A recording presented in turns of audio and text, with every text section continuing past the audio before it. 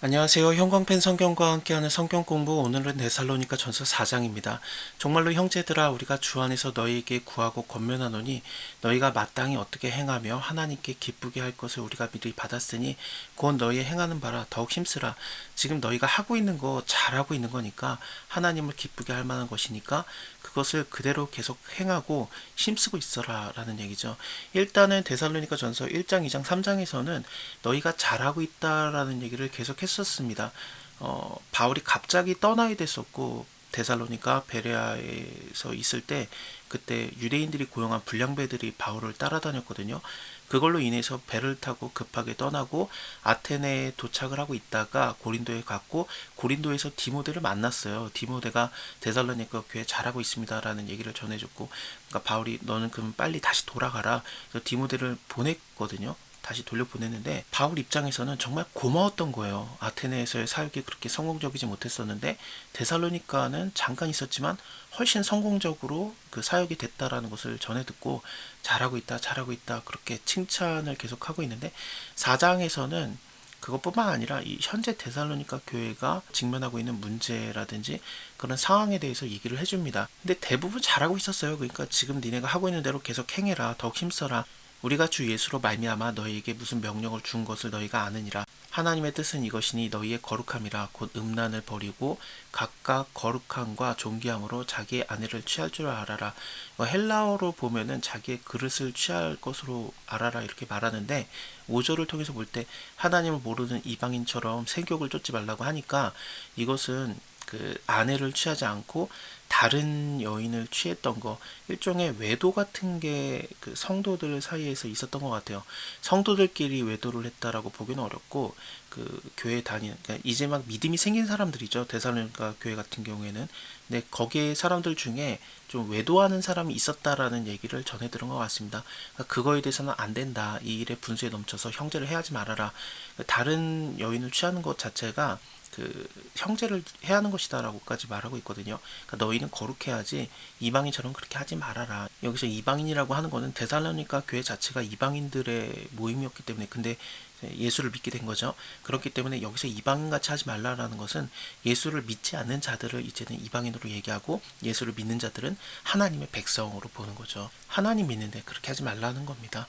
너희에게 미리 말하고 증거한 것 같이 이 모든 일에 주께서 신원하여 주심이라. 하나님이 우리를 부르심은 부정케 하심이 아니고 거룩하게 하심이니, 그러므로 저버리는 자는 사람을 저버림이 아니고 너희에게 그의 성령을 주신 하나님을 저버림이라.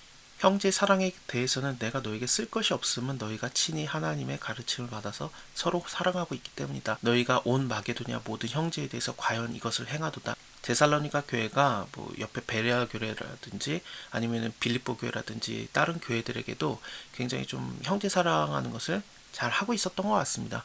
교회들끼리 서로 협력이라든지 그런 것도 있었던 것 같고요. 형제들아, 권하노니 더 많이 하고 또 너희에게 명한 것 같이 종용히 하여서 자기의 일을 하고 너희의 손으로 일하기를 힘쓰라. 이는 외인에 대해서 단정히 행하고 또한 아무 궁핍함이 없게 하려 함이라. 형제들아, 자는 자들에 관해서는 너희가 알지 못하기를 우리가 원하지 아니하노니 이는 소망이 없는 다른 이와 같이 슬퍼하지 않게 하려 함이라. 데살로니가 교회에 어떤 성도가 죽은 것 같습니다. 그래서 그 죽은 자에 대해서 슬퍼하고 어떻게 해야 되나라는 좀 고민이 있었는데, 그거에 대해서 이제 바울이 위로를 하는 거죠. 우리가 예수에 죽었다가 다시 사심을 믿는다라면은 이와 같이 예수 안에서 자는 자들도 하나님이 저와 함께 데리고 오시리라. 그도 부활해서 다시 살 거니까 너무 슬픔에 빠지지 말라라는 위로예요. 우리가 주의 말씀으로 너에게 이것을 말하노니 주 강림하실 때까지 우리가 살아남아 있는 자도 자는 자보다 결단코 앞서지 못하리라. 주께서 호령과 천사장의 소리와 하나님의 나팔로 친히 하늘로 쫓아 강림하시리니, 그리스도의 안에서 죽은 자들이 먼저 일어나고 그 후에 우리 살아남은 자들도 저희와 함께 구름 속으로 끌려 올려서 공중에서 주를 영접하게 하시리니, 그리하여서 우리가 항상 주와 함께 있으리라. 그러므로 이 여러 말로 서로 위로하라. 이게 무슨 휴거 뭐 그런 것들을 얘기하시는 분들이 좀 많은데, 이단이 이 말씀을 좀 사용하기도 그렇고 그랬죠. 근데 이것은 그런 느낌이 있는 게 아니라, 뭐 그 먼저 죽은 자들이 살아난 다음에 그 후라는 게 얼마만큼의 기간이 있느냐, 살아남은 자들도 저희와 함께, 저희가 누굽니까? 죽은 자 가운데서 다시 살아난 자들이잖아요.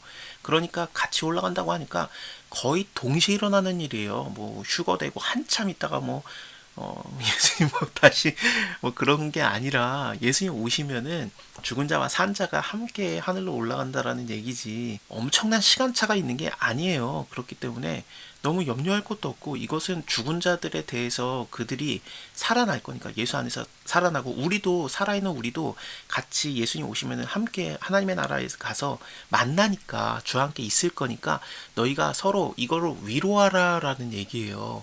이것은 무슨 마지막 날에 대한 엄청난 그런 그 비밀이라고 해야 되나? 그런 얘기가 아니라 이게 무슨 비밀입니까? 예수님 오셨을 때 모든 죽은 자와 산 자들이 전부 다 하나님 나라에 믿는 자들은 예수 믿는 자들은 하나님 나라에서 함께 산다라는 얘기가 그렇게 뭐 비밀입니까? 아니잖아요. 이건 위로에 대한 얘기입니다. 그래서 죽은 자들 믿는 자 중에 죽은 자들을 이렇게 위로하라라는 얘기지 전혀 다르게 어렵게 비꼬아서 생각할 내용이 아닙니다. 일단은 여기까지 보고요. 다음에 마지막 장 5장을 이어서 보겠습니다. 감사합니다. 다음에 뵐게요.